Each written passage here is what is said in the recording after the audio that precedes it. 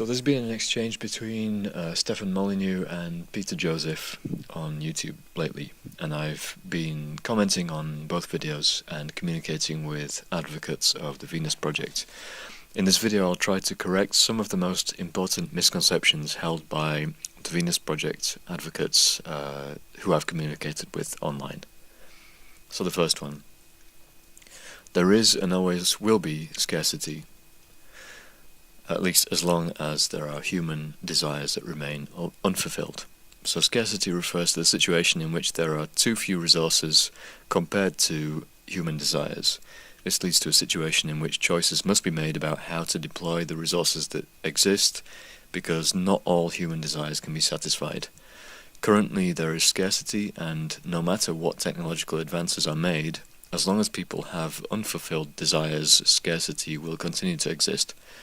The science of economics deals with the question of how to allocate scarce resources, and so while there are insufficient resources to satisfy all human desires, economics will be relevant. The second point, needs, what gets called needs, are just wants that are felt particularly strongly. The Venus Project advocates seem to depend heavily on setting up an artificial distinction between needs and wants. In fact, what get called needs are not qualitatively different to wants.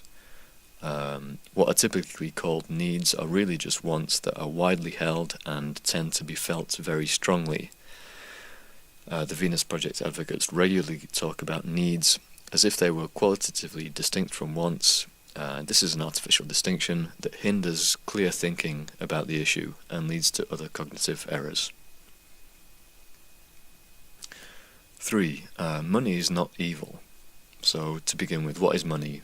Well, money is a commodity that is so widely in demand that eventually it comes to be used as a medium of exchange.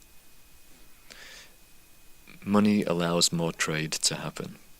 So as long as scarcity exists, and we have no reason to suppose it will disappear anytime soon, money is useful. Why is this? It's because voluntary trade is a non-zero-sum game. Generally speaking, both partners in a trade benefit. Money allows indirect exchange, which allows more trades to happen.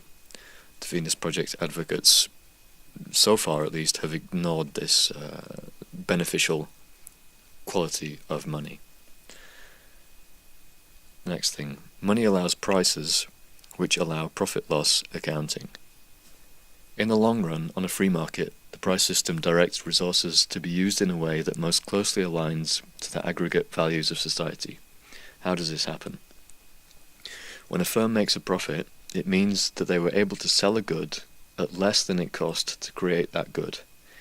In other words, they are able to sell a good for less than the cost of the inputs they used to create it. Or to put it yet another way, profits mean that a firm took resources that society on aggregate considered to be of a certain value in terms of meeting human wishes, and did something with those resources that resulted in an output that society considered to be of a greater value in terms of meeting human wishes. In this way, profit-making firms create value. Firms who make losses, on the other hand, have wasted resources by transforming them into goods that people value lower than the inputs needed to make those goods. Number 4. The assumption that long-term technological unemployment exists is unwarranted.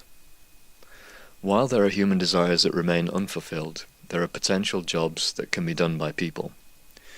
It's true that automation can displace human labor from a particular kind of job, and that's known as churn.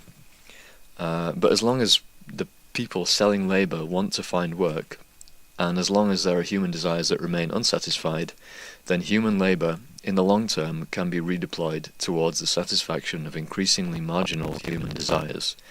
Okay, number 5. Reaching and maintaining a post-scarcity situation depends on overcoming the economic calculation problem. The creation and maintenance of abundance is subject to the economic calculation problem, first formulated by Mises. Without prices, there can be no profit-loss accounting. And I explained what that was earlier. Without profit-loss accounting, we cannot know whether a given use of resources is optimal. In other words, we have no way of knowing whether a given use of resources is creating or destroying value. 6. Surveys do not solve the economic calculation problem. The Venus Project advocates seem to believe that it would be possible to achieve optimum allocation of resources based on surveys. They envisage a global survey to establish an inventory of available resources, and, as far as I understand it, another survey to establish somehow needs and wants, what they call needs and wants, or more accurately, value scales. I'm going to take issue with the second idea. How could a survey capture a person's value scale?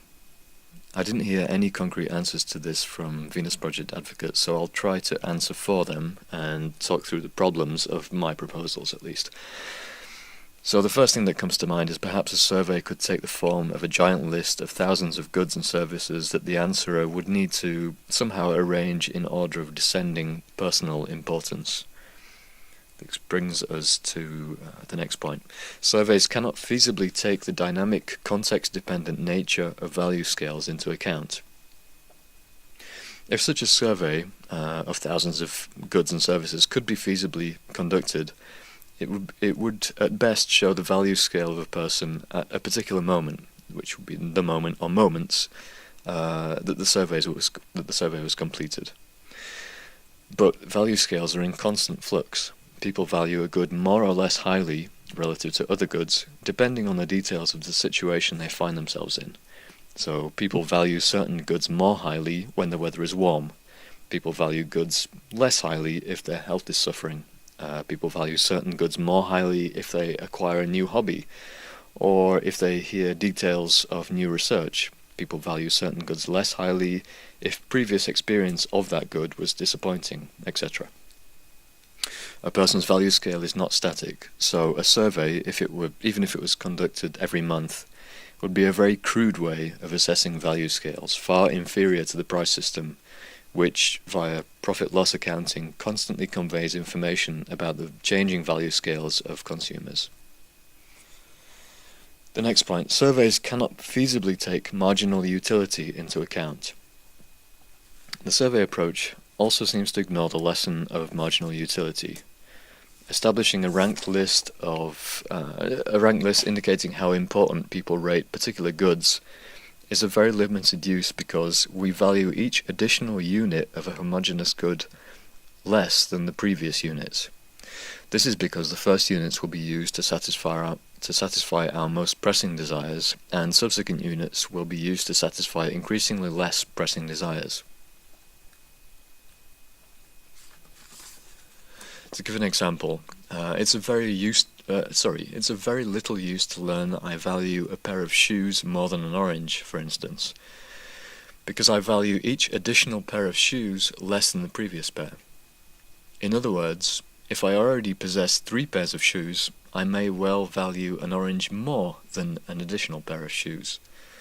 So far, I've heard no suggestion of how a survey method could account for the complexity that marginal utility entails. So to close with, a question for those who believe that surveys could be used to overcome the economic calculation problem. A decision needs to be made about whether a ton of steel should be used in location A to build a more efficient agricultural machine, or in location B to extend transport infrastructure.